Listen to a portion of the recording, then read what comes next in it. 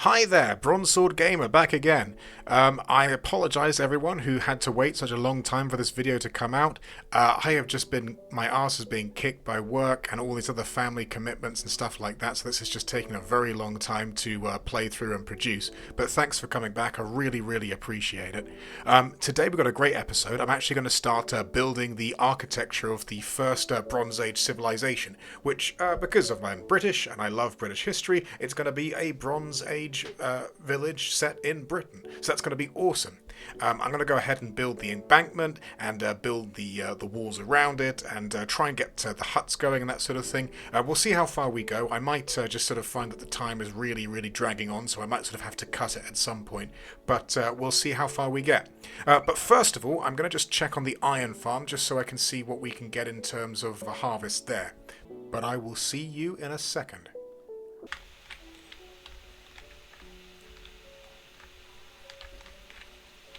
Right, yep, so there's our little buddy over there, sitting in his boat and protected from the sun. And the idea is that the iron golems will spawn on this area and that area over there, see the zombie, and waltz on in there and fall into the water pit. Yeah, so this is actually quite neat. So this keeps happening where for some reason it keeps spawning in the water, and short of, just papering over this with earth and then doing the buttons. I don't know really how to fix that, but yeah. Anyway, it's still working. So let's see if we can see any if there's much iron in there.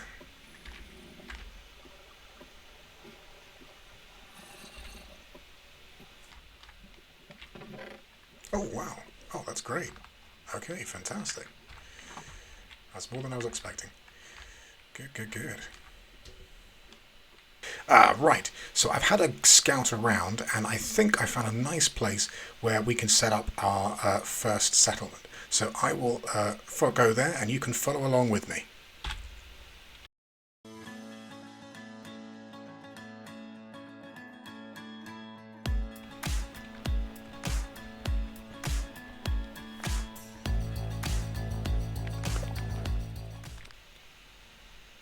Let's just pop this as the central marker for our village so we don't lose it again.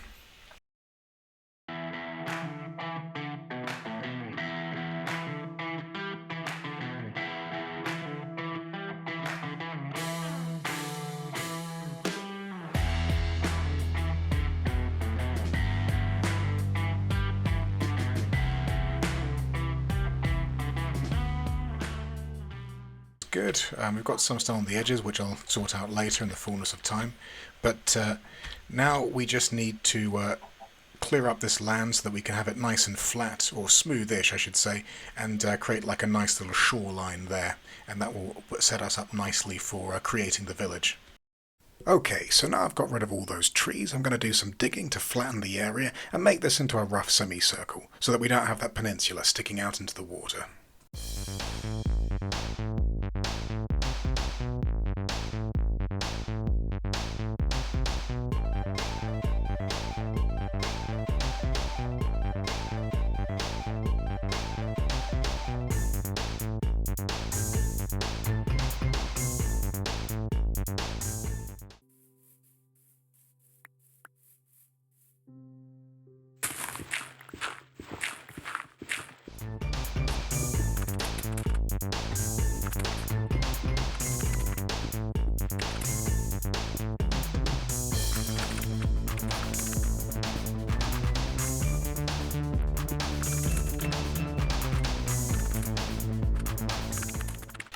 Hi guys.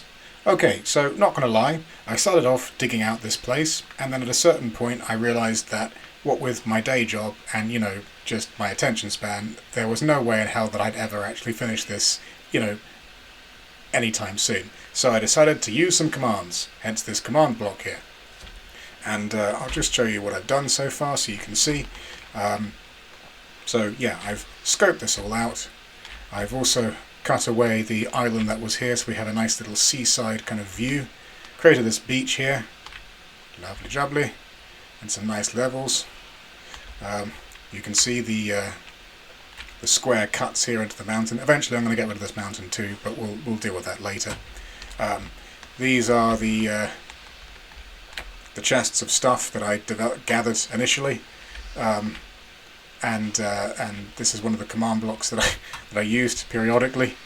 But yeah, as I say, it's not, you know, me spending hours upon hours digging away, you know, literal mountains and islands by hand isn't really the point of this series. And also, I have a day job, so you know, I'm sorry, but I don't want to lie to you and say, you know, I was genuinely doing this by hand.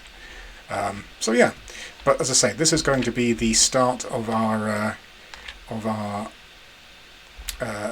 British Bronze Age village. It's going to be a seaside village, or a river village, I guess you could say, because we have some sort of islands and things. It's a lot of the settlements were built along waterways. In fact, still to this day that's the case, but especially in the Bronze Age, because of course you have the advantages of travel, which is a lot easier on waterways as opposed to the basically non-existent roads, and the ones that do exist are mud tracks, effectively, at least in Britain. And obviously there's the aquaculture, so that's fishing and shellfish and that sort of thing, which would be a massive advantage to the village. Right, so I will get to moving this stuff over here, and then I will start building the village.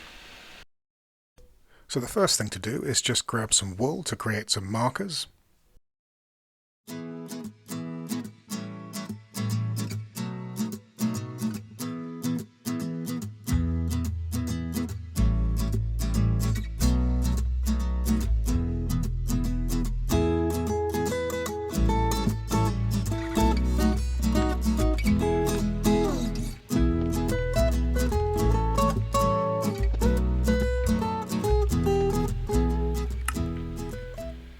Okay, so here's the major blueprint for the village. We've got the red marking as the walls, the white, as I mentioned before, that's the earth embankment. Right here with the grey, that's going to be sort of a dirt track road leading into a town centre. I was going to say a town square, but it's not a square, obviously. Sort of a town oval.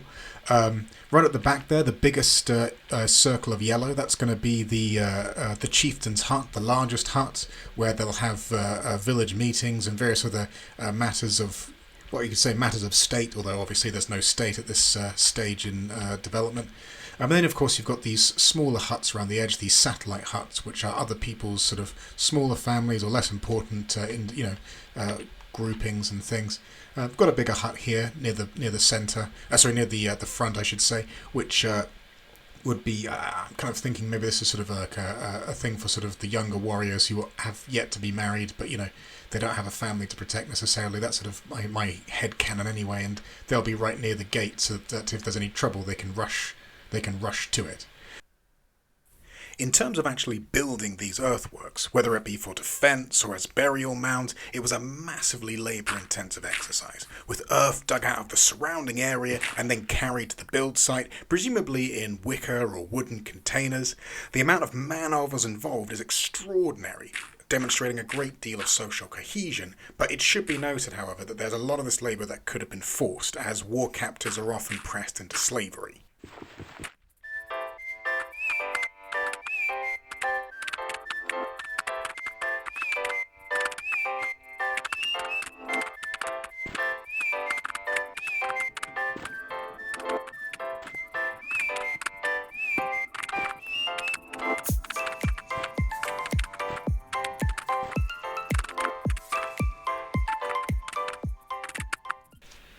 So there's our earthen embankment done. I've also just gone ahead and raised the wool up a bit so that it's going to be at ground level when the top surface, but that gives you the idea of sort of, and this is mostly for defense, obviously also to keep, for the elements as well. If you have flooding come in or anything like that, that can also help to protect the village, but mostly this is just to help with the defense and just keep everything safe and sound from marauders.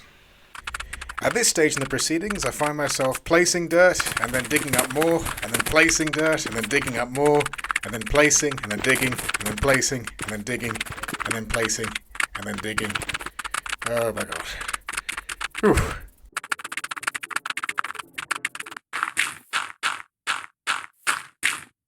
We interrupt your regularly scheduled programming to bring you this special announcement. Guys, good news! I've actually managed to get a PC together! No more fucking around with a terrible laptop! Oh my god, it's amazing! Ah! Look at all this land I can show you finally! Oh my god! I've been playing in the dark basically for so long. I didn't know what it looked like. Oh my god, look at it! Oh wow, that cliff behind me is really terrible. But look, oh my god, look. Yes, you can see where I've done some, well, not world editing, but used command blocks there. But still, look, this looks great. Yes, oh my god, yes. Oh my god, so excited. And here I was thinking that the hard work was over. What a fool I was. Here I am, cutting a lot of wood, and putting it in chests, and then cutting wood, and then putting it in chests, and doing this over and over and over again, until we can have enough logs to make our log wall.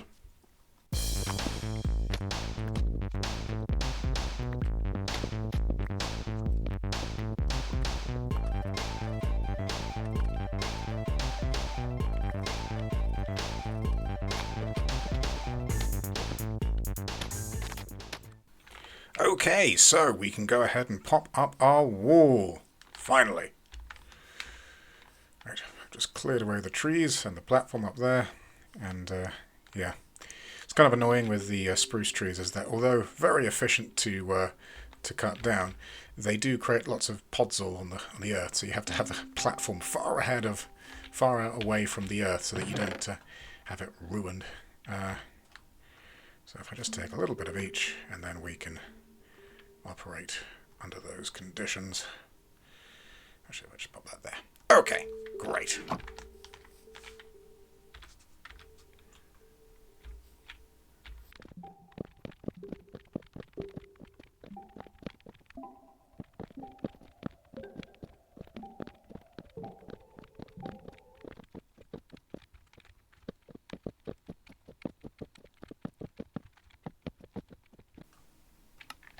Hee look, I've got a wall finally. Oh my god. Ow.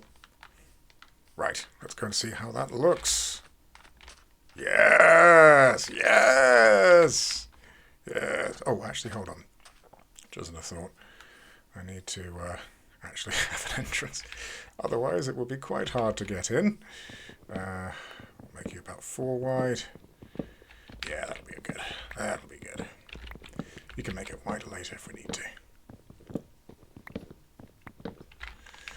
And, do I need to not have you in? Interesting. Okay, right. So let's just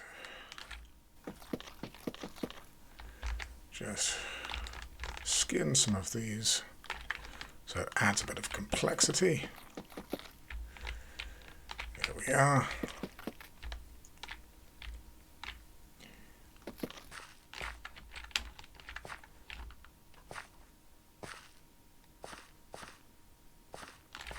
Yeah, that's great. Okay, so I just need to have some cave spikes to put on the top just to give the illusion of sort of having the sharpened stakes and everything. But other than that, it looks fantastic. I love that.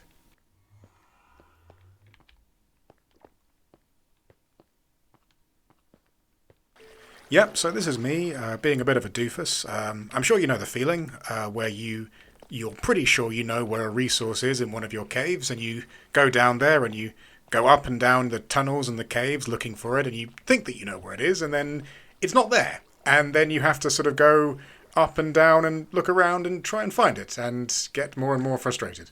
But eventually I did find it, so huzzah.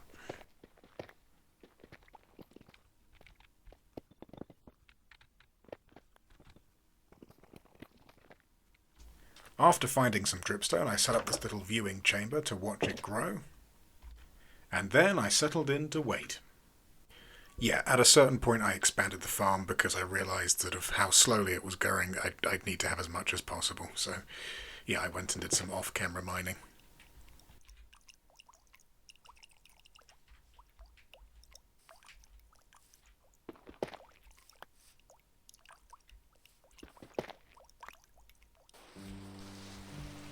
while waiting for the dripstone to finish dripping, I started working on the huts on the inside. So this is just me setting up the walls of a couple of them and just lowering the floor by a block.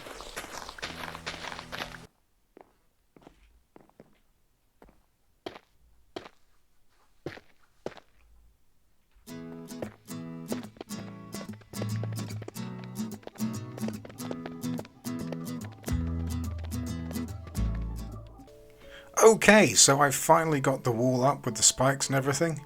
I also started work on some huts just because waiting for the spikes to grow takes a bloody age. But yeah, so we've got the wall going like that. And yeah, I will do in the next episode. I will finish the huts and put some roofs on them, and get some campfires going, and a nice road through here. This little curvy bit that's going to be the road, and yeah, it's going to look fantastic. So I will see you all then, and thanks for coming along. Bye.